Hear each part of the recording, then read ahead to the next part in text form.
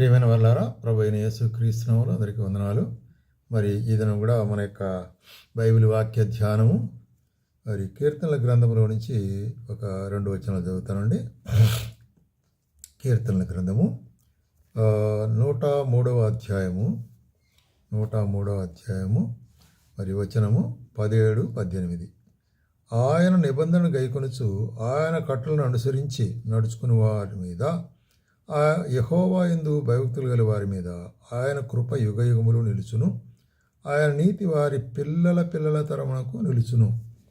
ఇక్కడ మనకు దేవుని వాక్యములో మరి కీర్తనకర్త ఆశీర్వాదాన్ని చెప్తున్నాడు. ఎట్లాగా ఆశీర్వాదం మనకు దొరుకుతుంది అనేటువంటి కార్యం చూసినట్లయితే, ఆయన నిబంధనలు గైకొనొచ్చు అంటే ఆయన ఆజ్ఞలు గైకొనొచ్చు, లేక ఆయన మాటలు గైకొనొచ్చు అంటే ఆయన వాక్యాన్ని వెంబడిస్తూ ఆ కట్టల మీద నడుచుకున్నట్లయితే అటువంటి వారిని ఏమంటారంటే యెహోవా యందు భయభక్తులు కలిగినారు అంటారు. అటువంటి వారికి మరి ఆయన కృప, దేవుడు తన కృపను మనకు చూపించేవాడు. యుగ యుగములు నిలుచును. చూసా, మనము నడుచుకున్నట్లయితే ఆయన నీతి వారి పిల్లల పిల్లల తరమునకు నిలుచును. ఎంత గొప్ప ఆశీర్వాదం అండి.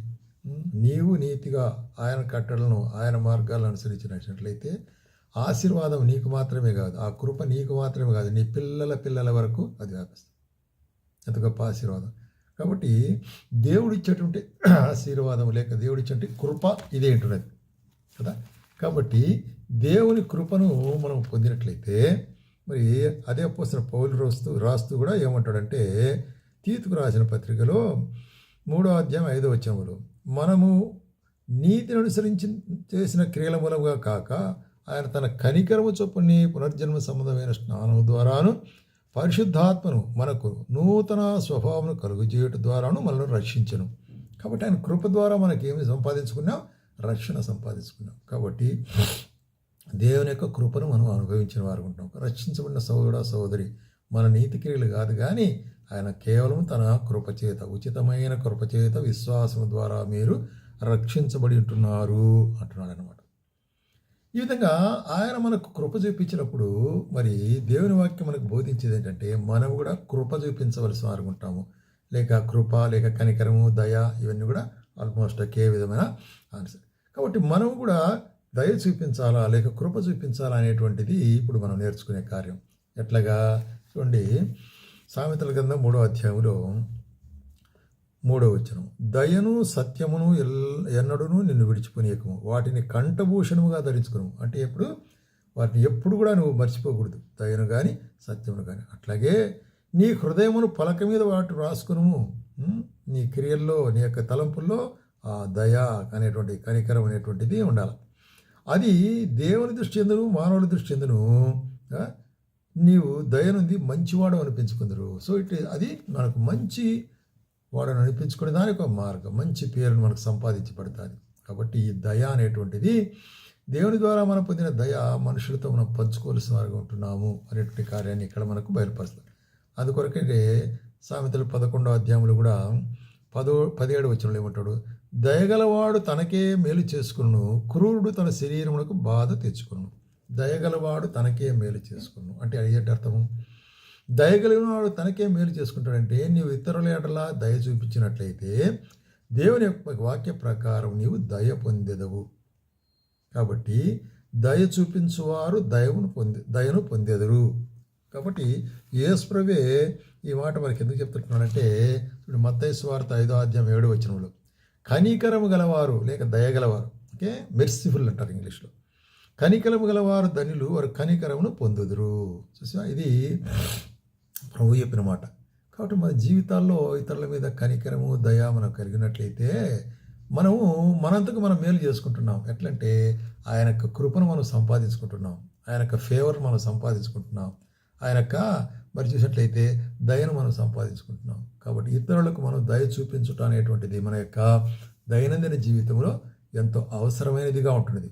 అందుకొరకే లూకా సువార్తలో రాసేటప్పుడు కూడా ఏమంటాడంటే 6వ అధ్యాయంలో, లూకా సువార్త 6వ అధ్యాయము మరి 35వ వచనంలో చూడండి, ఇక్కడ మీరైతే ఎట్టి వారిని గూర్చినను నిరాశ చేసుకునక మీ శత్రువులను ప్రేమించుడి, మేలు చేయుడి. అది అప్పు ఇయుడి, అప్పుడు మీ ఫలము గొప్పదే ఉండును.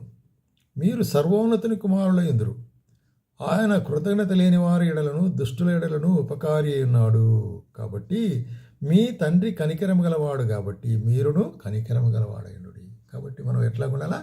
మన తండ్రి అయిన దేవుడు మన మీద కనికరం చూపించినాడు కాబట్టి ఆ కనికరాన్ని మనం మనుషులకు పంచుకోవాల్సిన అనుకుంటున్నాం. కాబట్టి కనికరము చూపించుట, మనం కనికరం పొందినాం, దేవుని కనికరం. కాబట్టి నువ్వేం చేయాలా? నీకు ఇవ్వబడిన దాంట్లో నీ కనికరం ద్వారా ఇతరులకు నువ్వు కనికరం చూపించాలా అనేటువంటి కార్యాన్ని యాకోబు రాసేటప్పుడు అదే మాట చూస్తాడు. చెప్పండి, యాకోబు పత్రికలో మనం గమనించినట్లయితే యాకోబు పత్రిక 2వ అధ్యాయము 2వ అధ్యాయము 13వ వచనంలో ఏం చెప్తున్నాడు ఇక్కడ? కనికరము చూపని వాడు కనికరము లేని తీర్పు పొందును. కనికరము తీర్పును మించి అతిశయపడును. కాబట్టి తీర్పు ఒకనికి ఎవడైనా తప్పు చేసిన వెంటనే వానికి తీర్పు తీర్చేదనేటువంటిది గొప్ప పని కాదు. అది అయితే వారి మీద కనికరము చూపించుట అనేటువంటిది అదే కదా మనకి యేసుప్రభు చేసింది. యేసుప్రభు మనలను మరి తీర్పు తీర్చినట్టయితే మనం ఎవ్వరమే కానీ మన పాపల విషయమై మరి ఎప్పుడో మనం శిక్ష పొందవలసిన అనుకుంటున్నాం. అయితే ఆయన తీర్పు ఎట్లుంది? మన పాపమును క్షమించి ఆయన మన మీద కనికరం చూపించాడు. ఇది కనికరం అంటే. కాబట్టి ఇటువంటి కనికరాన్ని మన యొక్క జీవితాల్లో అవలంబించవలసిన వారుగా ఉంటున్నాము అనేటువంటి కార్యాన్ని మనం బాగా ఎరగవలసిన వారు ఉంటున్నాం. కాబట్టి ప్రియమైన సోదరుని జీవితంలో దేవుని యొక్క కనికరం పొందిన నీ జీవితంలో, దేవుని యొక్క దయ పొందిన జీవితంలో ఇతరులకు కనికరం చూపిస్తున్నావా, దయను చూపిస్తున్నావా? ఉదాహరణగా మనము పాత నిబంధన గ్రంథంలో ఒక ఉదాహరణ చూస్తాం. 2వ సమూయేలు గ్రంథము 9వ అధ్యాయంలో ఇక్కడ దావీదును గురించిన కార్యం చూస్తున్నాం. దావీదు సింహాసనాసీనుడైన తర్వాత వెంటనే మరి సౌలు కుమారుడైన యోనాతానును బట్టి మరి సౌలు కుటుంబంలో ఎవరికైనా సహాయం చేయాలని దావీదు అడిగినాడు. సౌలు కుటుంబంలో దావీదు సహాయం చేయాలి. ఎందుకు?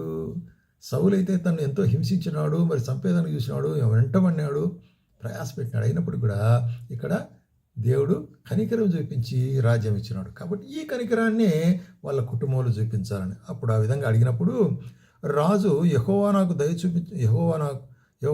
దయ చూపినట్లుగా నేను ఉపకారం చేయుటకు, కాబట్టి యెహోవా నాకు దయ చూపించినాడు కాబట్టి నేను ఉపకారం చేసేదానికి సౌలు కుటుంబంలో ఎవడైనా మిగిలి ఉన్నాడా అని ఎంక్వైరీ చేస్తే సీబా యోనాతాను కుంటికాలు గల కుమారుడు ఒకడు ఉన్నాడు అని రాజుతో మనం చేశాను. అప్పుడు ఒక సేవకుడు అన్నాడు, యోనాతాను కుంటికాలు కలిగినటువంటి కుమారుడు ఉంటున్నాడు. మరి అక్కడ చూసినట్లయితే అక్కడెక్కడున్నాడు? లొదెబారు అమ్మీయేలు కుమారుడు మాకీరు అంటూ ఉన్నాడని చెప్పారు. అప్పుడు ఏం చేసినాడు? రాజు మనుషులు పంపించి లొదెబారులో ఉండేటువంటి మరి ఈ యొక్క యోనాతాను కుమారుడు 2 కుంటికాలు, అతని పేరు మెఫీబోషెత్ పిలుచుకొని వచ్చిన వెంటనే సౌలు రాజు దగ్గర, సౌలు మరి మనోడు కదా ఇతను, కాబట్టి దావీదు దగ్గరికి వచ్చినట్టు భయపడిపోయినాడు. అయ్యో నాకు తాతను గురించి నన్ను ఏమన్నా మరి హింసిస్తాడేమో రాజుని. అయితే సౌలు కుమారుడు యోనాతాను పుట్టిన మెఫీబోషెతు రాజు వద్దకు వచ్చి సాగిలపడి నమస్కారం చేసి మెఫీబోషెతు అని పిలిచినాడు. చిత్తం ప్రభువా అంటున్నాడు. నీవు భయపడవద్దు, ఎందుకంటే అతను భయపడుతున్నాడు. నీవు భయపడవద్దు, నీ తండ్రి అయిన యోనాతాను నిమిత్తం నిజముగా నీకు ఉపకారం చూపి నీ పితరుడైన సౌలు భూమి అంతయు నీకు మరలా ఇప్పింతును, మరియు నీవు సదాకాలం నా బల్ల యొద్ద భోజనం చేయదని సెలగేగా. చూడండి ఎటువంటి కనికరం. కాబట్టి నేను దేవుని ద్వారా దయ పొందినాను కాబట్టి నేను దయ చూపించడానికి నా శత్రులైనటువంటి మరి నన్ను బాధించినటువంటి సౌలు కుటుంబకుల్లో నేను సాయం చేయాలా? ఇదండి.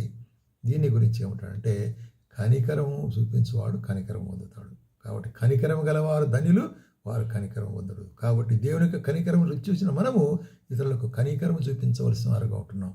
ఇది మరి వాక్యం మనకు బోధించే సత్యం. ఈ వాక్యము, ఈ సత్యం మన యొక్క జీవితాల్లో వెంబడించి మనం అనుసరించడానికి ప్రభు మనకు సహాయం చేయనుగా.